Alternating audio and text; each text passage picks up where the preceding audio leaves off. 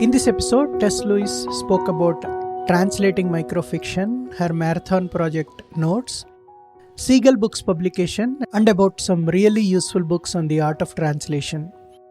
You can find the recommended list of books compiled by her in the show notes. Tess Lewis is a writer and translator from French and German. Her translations include works by Peter Handke, Hans Magnus Enzensberger, Jonas Luscher, Lutz Seiler, Walter Benjamin, and Montaigne. Her translation of Maza Haderlap's Angel of Oblivion won the ACFNY Translation Prize and the 2017 Penn Translation Award. Her essays and reviews have appeared in a number of journals and newspapers, including the New York Criterion, the Hudson Review, World Literature Day, the Wall Street Journal, the American Scholar, and Book Forum. A Guggenheim and Berlin Prize Fellow and a 2024 American Library in Paris Scholar of Note, she serves as an advisory editor for the Hudson Review and co-curator of the Festival Noir Literature, New York City's annual Festival of German Language Literature in English. Welcome to our podcast, Tess. Thank you for coming over.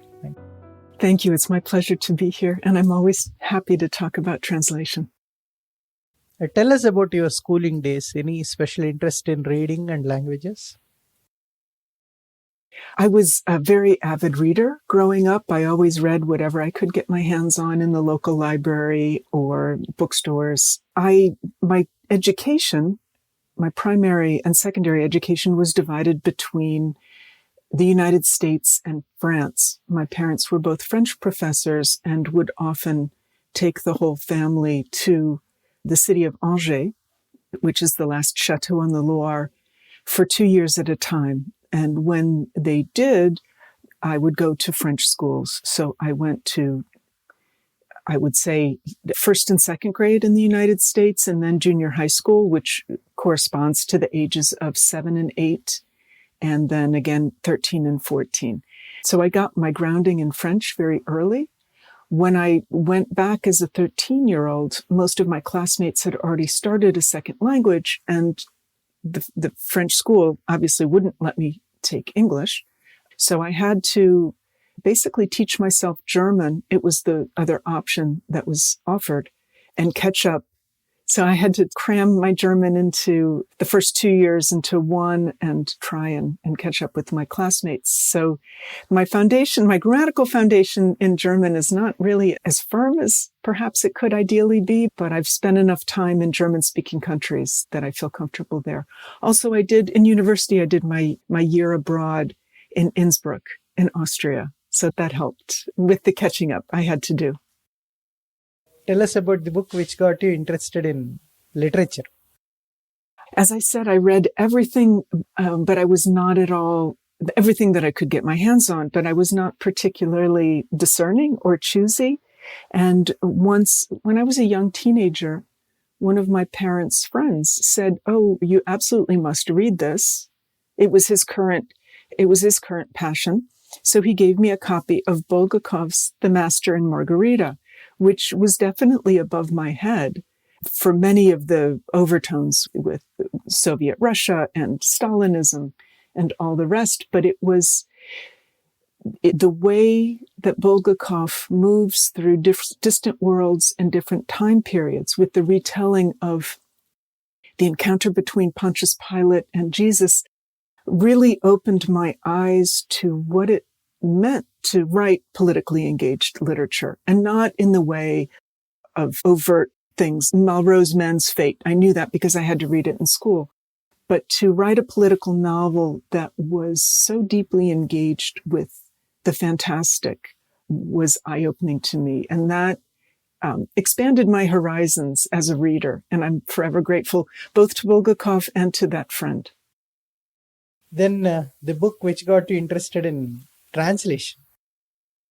So I had, even though I was very aware of the transition that's necessary between languages to read works, the major works of literature, I hadn't really thought about translation or who was doing the translation. Obviously, I had access to French and German books, And if there was a book that I couldn't read in English translation, I would seek out translations in one or two languages. For example, of Bruno Schulz's Cinnamon Shops, the Polish writer who died in the 40s in Drohobych.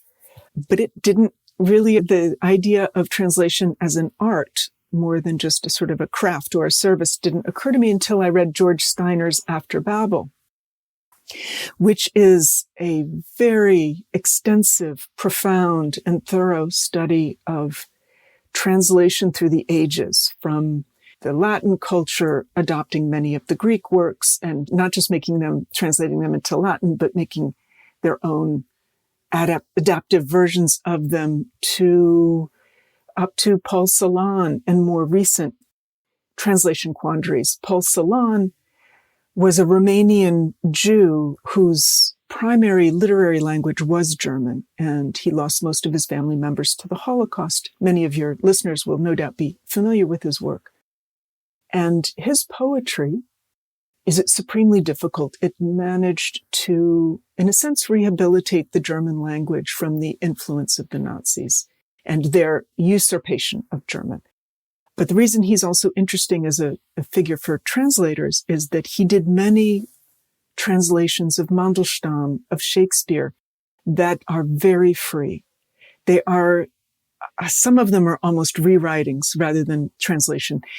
So having, in a sense, this detailed geographical map of translation from over the millennia, to me, was eye-opening. And that is really when I thought, translation is a supreme art form. And people may often do and may well make the claim that it's derivative because it's working with existing material.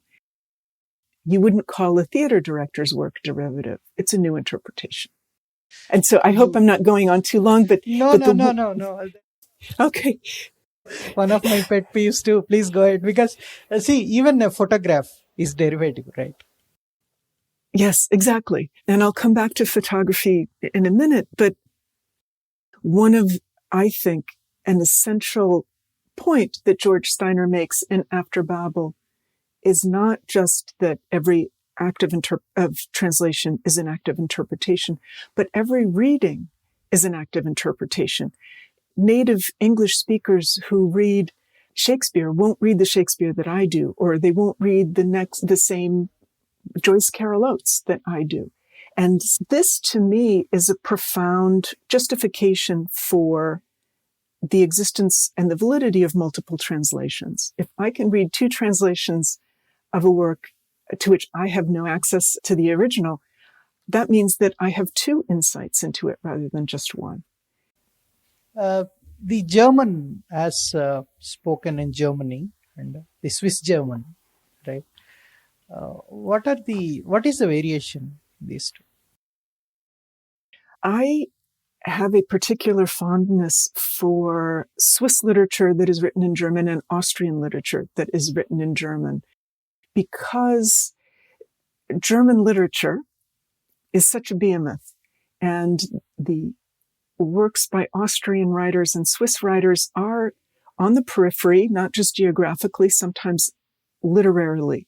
And so what makes them interesting to me, and to answer your question more directly, is their variations on German and the use of German. So I would say one way to think about the differences between German as its High German, because Swiss German, Schweizerdeutsch, is a different language. It's incomprehensible to many German speakers, or the dialects you find even in Germany, but especially in Austria and Switzerland. You can think about the variations between German as it's spoken in Austria and German as it's spoken in Switzerland as the differences between British English, American English, and Indian English.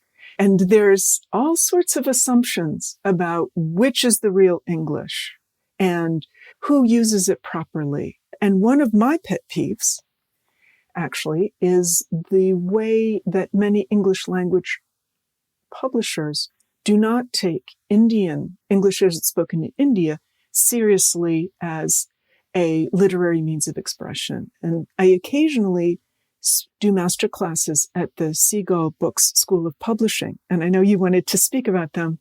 And one point I always make to the students who are primarily from India, but not exclusively, is that they should be fearless, if not militant, in translating into the English that they speak, because it will bring something to readers in America and Britain. Now, tell us about your experience of your first published translation, how it has come about. I know some of your guests, translator guests, have related similar experiences of almost stumbling into translation. I was working after graduate school.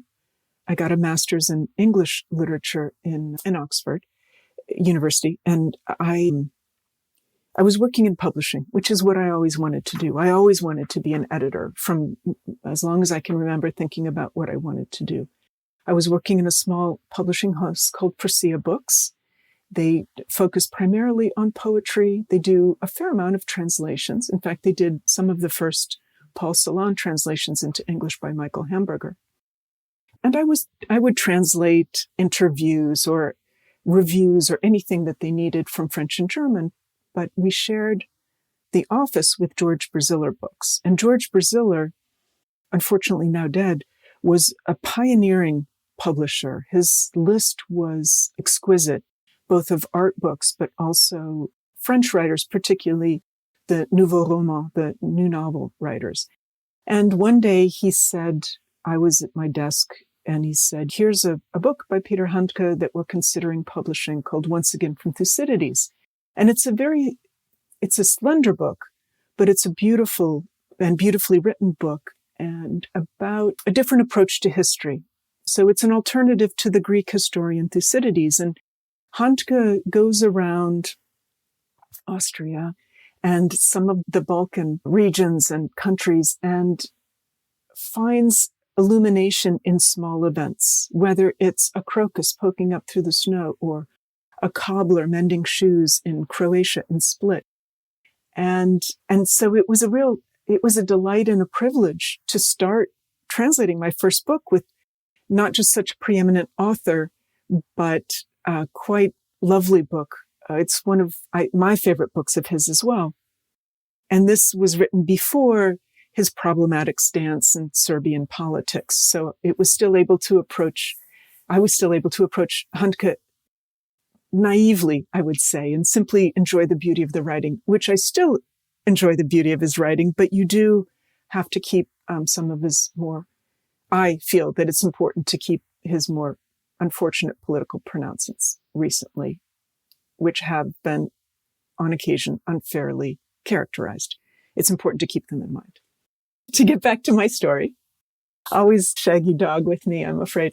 George Braziller then decided that it wasn't feasible for him to publish this book. It's because it's quite short. And even I suggested illustrating the different epiphanies with woodcuts, but he decided against it. But fortunately, an agent, Jennifer Lyons, who represented a number of German language publishers at the time, got wind of it. And she found a home for this book at New Directions Press. So even though it had languished in my drawer for 4 or 5 years, it then came out, I think, in 1999 with New Directions. And they were kind enough to believe in the book on its own, slender as it was. So that was my introduction by chance into translating. Although I have to say, I kept working as an editor and a freelancer and a book critic. I was a book critic primarily for a good decade until devoting myself full-time to translation in 2009. Then the book caught on, and then, of course, Handke got the Nobel Prize, and which was nice. Then the book got a second wind, not a second life, but a second wind recently. About your project notes, which is very special, I felt. Yes.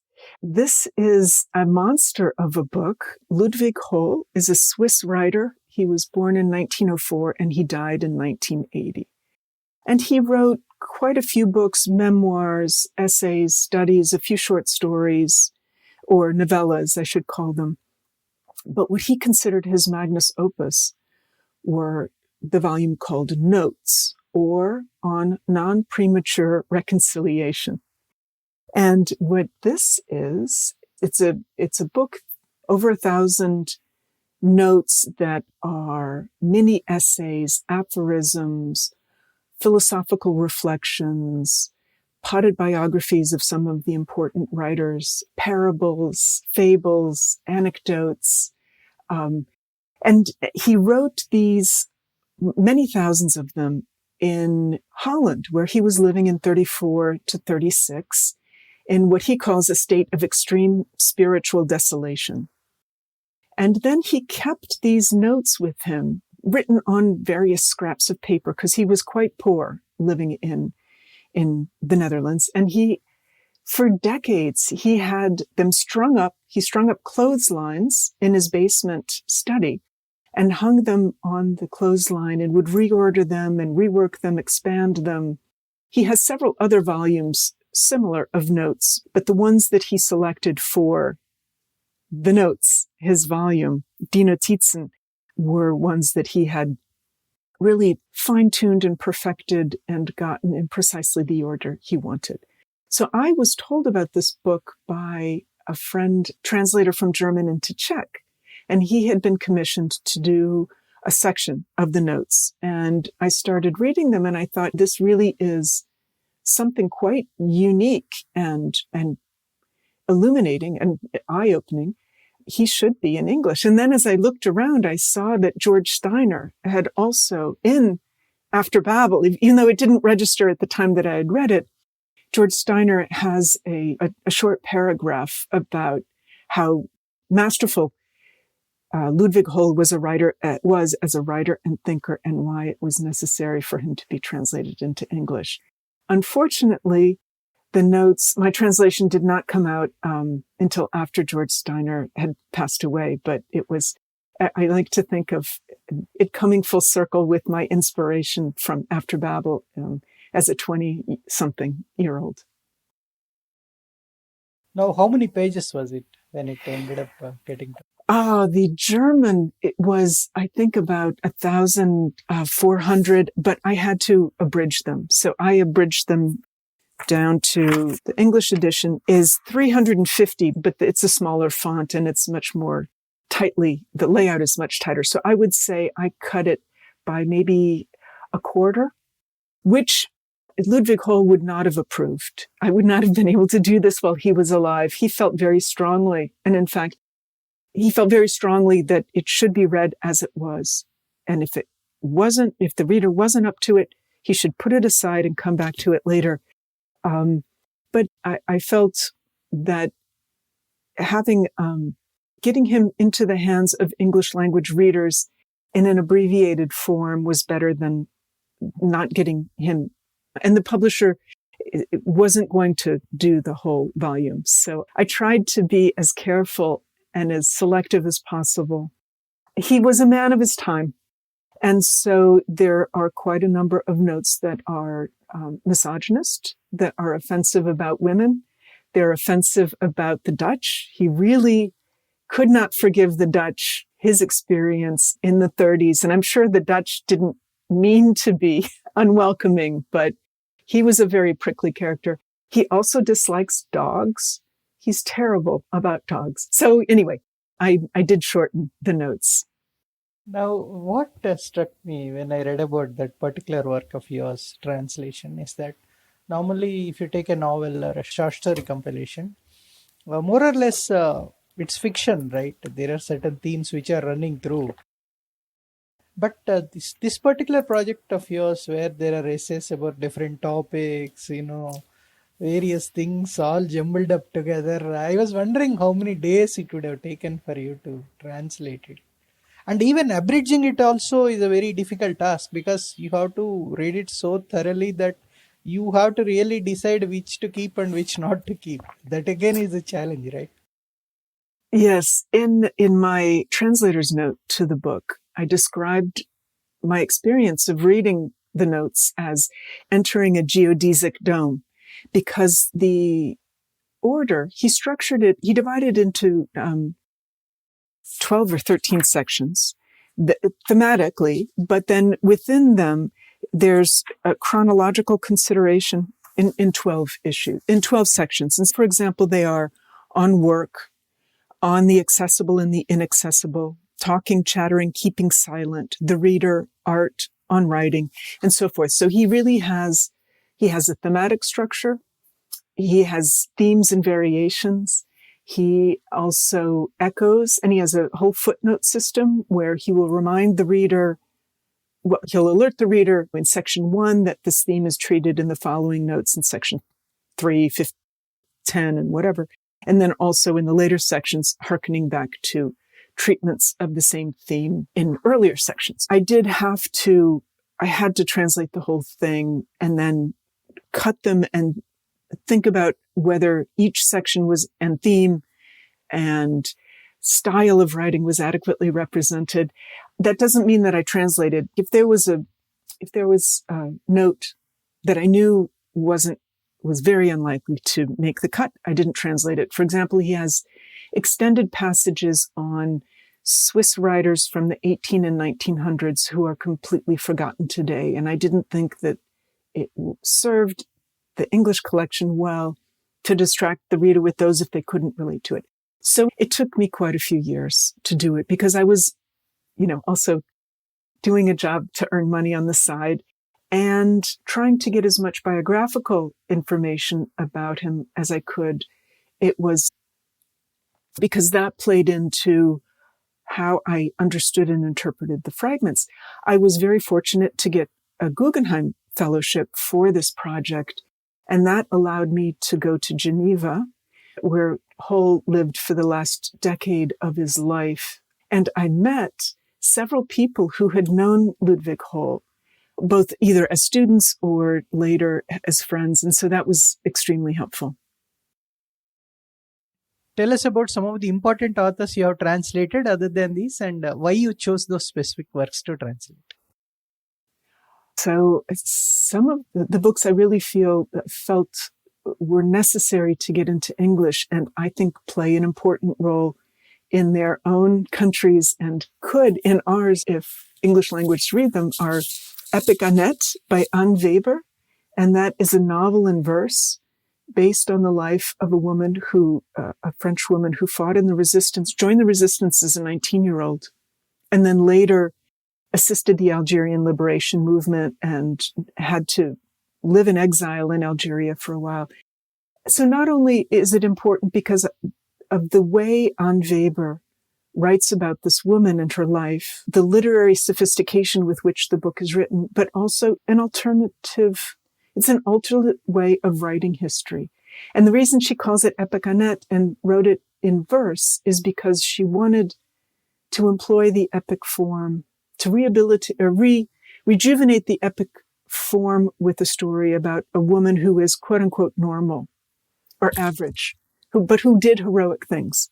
So there's that. That came out last year with Indigo Books in England. Another book I translated, I was asked by the publisher to do this book, although I knew it and I wanted to do it. The second book that I think is extremely important is by the Austrian writer, poet, and novelist Maya Haderlap, called Angel of Oblivion, which is a novel based on her family's experiences before and during and after World War II. She was born in the Slovenian-speaking ethnic minority in southern Austria, in Carinthia, and she tells the story of her family, many of whom fought with the partisans against the Nazis, some of whom died, and some of whom were branded terrorists by the Austrian state and also by the Tito's partisans. And she takes it up until the 90s when Jörg Haider was elected, a far-right governor of Carinthia, which continued the friction between the ethnic Slovenians and the Austrians.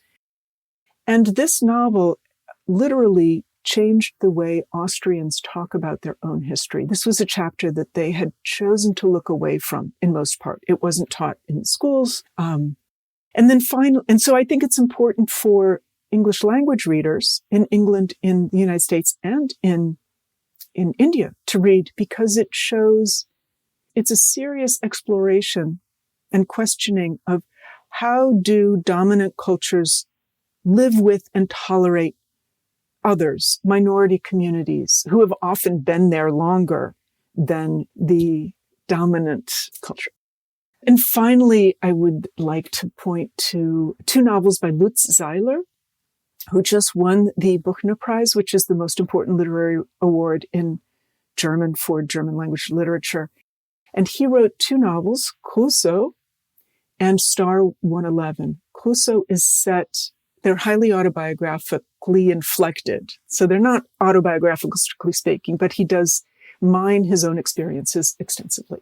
Crusoe is set on the island of Hiddensee in the Baltic just before the fall of the wall. And that's a place that's only 25 kilometers from the Danish coast. And many East Germans died trying to escape over that stretch of water.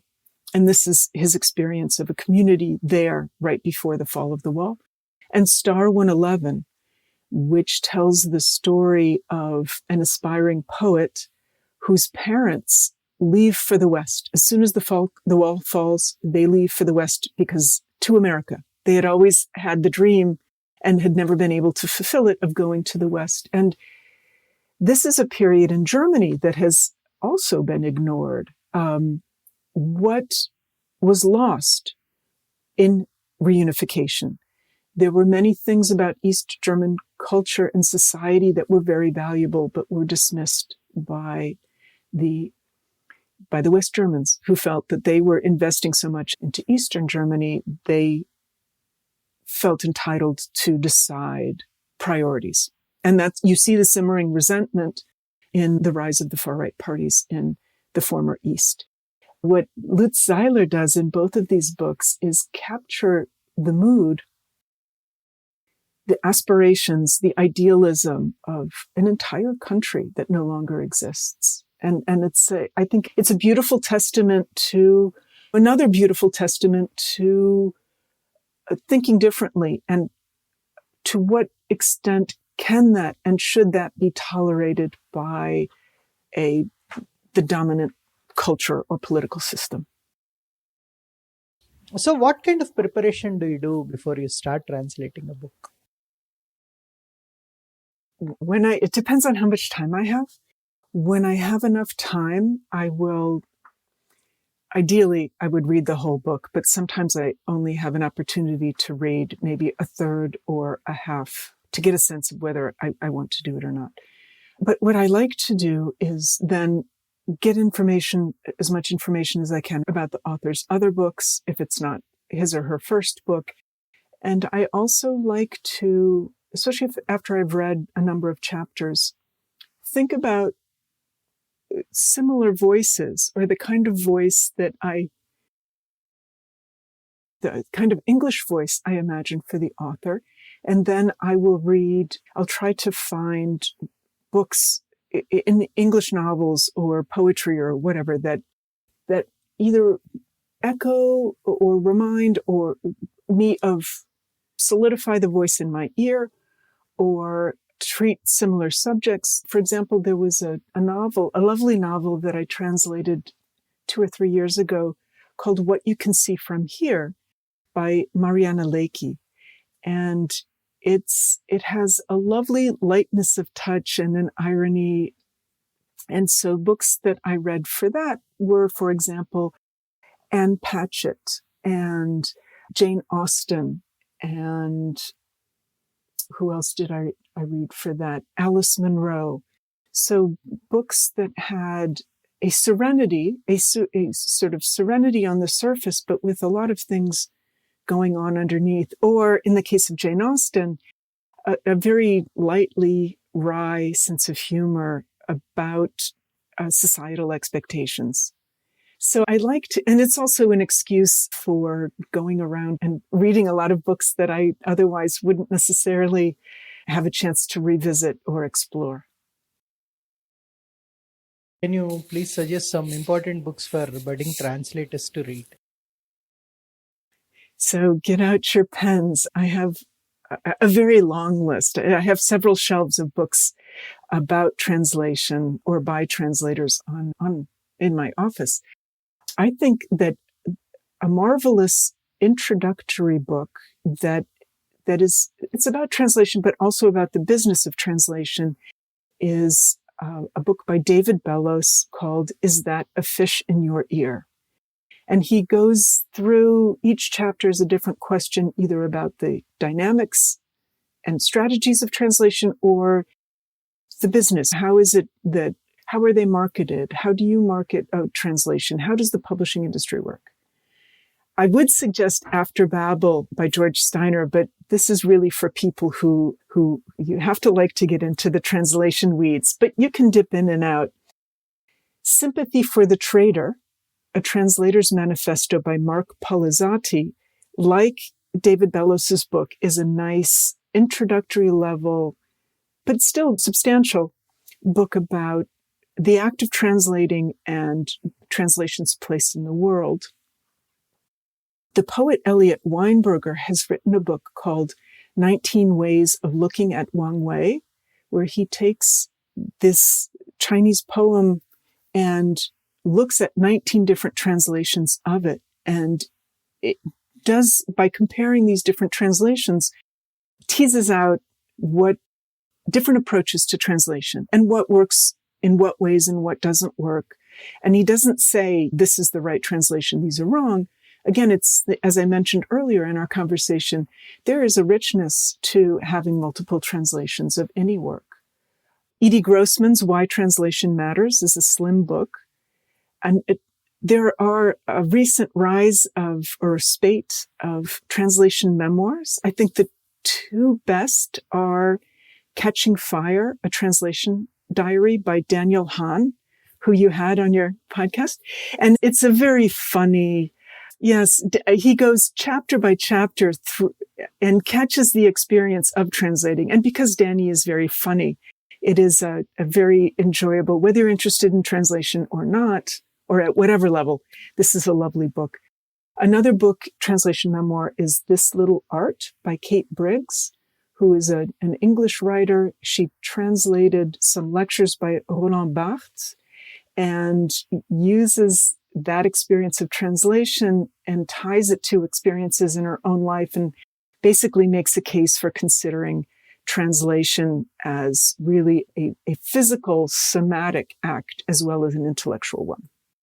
And my other recommendations would be to seek out translators' notes or introductions to some of the most prominent translators working today. In particular, Emily Wilson's introduction to the Odyssey is fascinating. Maria Devana Headley's introduction to her new version of Beowulf is great, as is Seamus Heaney's. Emma Ramadan wrote two very interesting introductions, one for the novel Sphinx by Anne Garita, in which there's no pronouns, so you don't know if the protagonist is male or female. And that's extremely hard to do. Or the other and rather amusing introduction she wrote was to a novel by Brice Mathieu-Son called Revenge of the Translator, where she inserts herself into the translation intentionally, because that is the point of the book. I wrote her asking for a time about this particular book, actually, Revenge of the Translator. She said in the month of January we will. Good. Good. I will be sure to listen. It will be fascinating. Yeah. She's done many books that really push the boundaries, not just of fiction, but then, of course, necessarily of translation. So Lydia Davis set of articles on translation. So yes, that's a good one. And also something that is, I think, important and helpful to do is seek out some of the blogs that are primarily or completely devoted to translations. Words Without Borders has quite a few essays on translation by translators. Also, they have what they call their translator relay, which is fun if you are interested in not just translation, but in translators themselves. Asymptote has interesting pieces on translation, and there are others, but those are already, if any of your listeners are going to follow these suggestions, they'll be busy for years. Yeah, they'll be busy for years. You're right. So, What are you currently working on? At the moment, I am just starting a novella by the Austrian writer Ingeborg Bachmann called The Hundertkreuz. And Ingeborg Bachmann is a towering figure of Austrian literature and German literature in general, but she was born in 26 and died in 70 and transformed. She was as influential in a way, and is similarly influential to Paul Celan, with whom she had a very close intellectual and also emotional relationship, and has written novels. She has many books of poetry, which are very important, but also her prose is quite revolutionary in the way it looks at the perpetuation of violence against women in societies, specifically Nazi Germany, but also the patriarchal systems in German-speaking countries.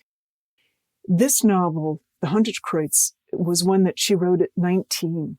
And so it's not at quite the level of richness and sophistication as her later books, of course, but it's fascinating to see how all the themes that she later develops with such precision and inventiveness are there in this novel in initial form are hinted at, or the seeds are there and they sprout in her later work. Also, it's interesting in that she touches on the tensions between the Slovenian-speaking community because it happens in Carinthia, where she was born. So the Slovenian-speaking community and tensions with the dominant German-speaking community and how that played out. So I'm very much looking forward to that. When is this book coming out likely? So I will finish it in a few months, and then it will come out early 2025. You curated the only German language literary festival in the United States. Tell us about the experience.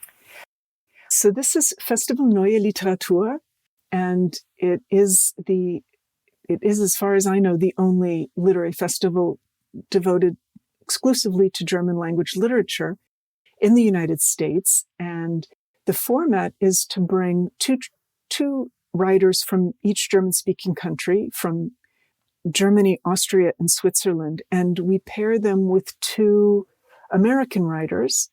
And it happens in English. It's primarily in English. So if the writers have not yet had an English translation, we then will translate an excerpt of the book. And so we have conversations between these writers themselves, between these writers and American authors. Sometimes it's a panel devoted to a particular theme, like history and literature or the fantastic. Sometimes it's just straightforward reading where we're talking about the body of work by an author, or a selection of short readings by all six writers together. And it's been such a joy to curate, to discover new writers, to get to know their work in depth through these conversations. Unfortunately, since COVID, it has been suspended. We've done a couple events online, satellite events, but we probably won't have another in-person festival for another year or two. Are there any organizations specifically working for Swiss German literature into English? There are two that I'm aware of, and the primary one is Pro Helvetia, which is the government cultural funding source in Switzerland, but they are very good about offering subsidies to publishing houses to publish translations of Swiss authors of any of the national languages. So that's Swiss, German, the four national languages are German, French, Italian, and Romansh. So they will provide subsidies for the presses to publish translations in English of these works, but they also fund their writers, send them to residencies in New York or elsewhere in the United States. They send them to California as well. They have a couple opportunities. for artists as well as writers. So that's very helpful. Another organization is called Swissnex in Boston and California. And while that is primarily geared towards fostering relationships between the American and the Swiss business communities, they see as part of their mission to also introduce American readers to Swiss writers. So it's difficult. There's not enough. I wish there were more interest in Swiss literature. For some reason, Swiss writers haven't gotten the attention I think that they deserve, and hopefully that will be remedied. Translations will help quite a lot in that direction. Yes, they're the most important start, indeed. Now, this book that we have taken up for the discussion, your recent one, is Questionable Ones. It is published by Seagull Books. Exactly. Tell us about your working relation with Seagull. Seagull Books is a publisher in Calcutta. They are now, I believe, 30 years old, and they are fearless. Naveen Kishore, a film lighting director, a photographer, a poet, and a publisher, I don't know how he does it all, is very committed to bringing into English the kinds of books that he found so essential to his own intellectual life when he was growing up, which means a wide array of international literature, specifically French, German, Swiss, Italian. And so he publishes selectively and consciously. He has his own definite taste and interests, but he is not swayed by the fact that a book might have a very small audience ever, or it might take a very long time for the book to reach its particular audience. And so he will take risks on books and authors who wouldn't necessarily appear financially feasible to publishers. But he has quite a few Nobel Prize winners on his list, Peter Handke and Herta Müller. I think Seagull Books is an absolutely essential addition to the worldwide literary landscape. Yeah, I think 4 or 5 of the translators that we spoke to recently, they all got published from Seagull Books. About the book Questionable Ones, it is microfiction. So tell us about microfiction as a literary device. There's some vagueness in the label, and there's overlap between microfiction, flash fiction, short fiction. But essentially, I chose to call these books microfictions because often some of them are only a sentence long. Some are a couple pages, but some are simply a sentence. And I feel that if one sentence can open up a whole fictional world, then that is fiction operating on the smallest level and with the shortest unit. And so I choose to call them microfictions. And what the author, Judith Keller, she's Swiss, writes in German, she's in her 30s. What she does in these small, short fictions is to look at language very closely. And so she will take an idiomatic expression we use without thinking, or a term like potential. Someone is not reaching their potential. And she leans into it and sees what happens if we take these idiomatic expressions strictly seriously at face value. Or what if we push logic, perfectly good logic, to an extreme? And so they're quite humorous. Sometimes they're poignant, sometimes they're humorous. She explores layers of time. How do we experience time? And what does it mean to be, it's high time that something happened? What does that mean? And so she has a whole series of stories called High Time, where a far-fetched woman goes and has been waiting for high time. The structure of the book is organized around 7 tram stops in Zurich. And so you get a sense of, even though it's not really geographically specific, you do get a sense of operating through traveling through a metaphysical Zurich, both within the characters and outside the characters. There's a common thread at least to look for. Yes, exactly. And I was wondering about experience of translating it, because it's only a couple of sentences, 3-4 sentences, which in itself is self-contained. Because any error that you make, it can take you into a totally different direction.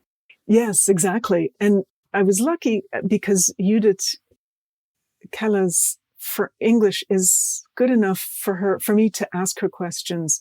And so we had some very fun and interesting discussions about the stories and how they operate and what specific meanings happened. And during one of our conversations, she said, I see each sentence as a character. So the sentence is there on stage saying, look at me, I'm here. And it may interact with other sentences, it may not. There were several of these microfictions that I simply could not translate. And so I went back and forth with her. One of them was built around the word ausgerechnet, which can mean calculated. It can mean of all things. It can mean particularly. It had all these different shades of meaning, and she wove it into this story where every sentence had the word ausgerechnet in it, in its various meanings, which of course echoed the other ones. And I said to her, look, I can't do this. I could do it with just one of the meanings. And she said, oh, don't worry, just cut it. I'll write you another. So there's 2 or 3 of the microfictions and the questionable ones that are not in Die Fragwürdigen, the German edition, and vice versa. So it was, on the one hand, it was a joy. On the other hand, it was a nightmare. Please read. I don't know whether I have to say one of these stories in Swiss German and in English from the book. Yes, I'll read one that shows how she questions terms that we use. And this one is called Vorfreude, which means anticipation. Vorfreude. Muriel gehört zu den Frauen, an die man lieber zurückdenkt, als sich direkt zu ihrer Zeit ganz mit ihnen abzufinden. So ist man ihr dankbar für die Erinnerungen, die sich später aus ihr machen lassen, und verlässt sie mit einem gewissen Gefühl der Vorfreude. So in English, that is anticipation. Muriel is one of those women others prefer to think back on than deal with directly in real time.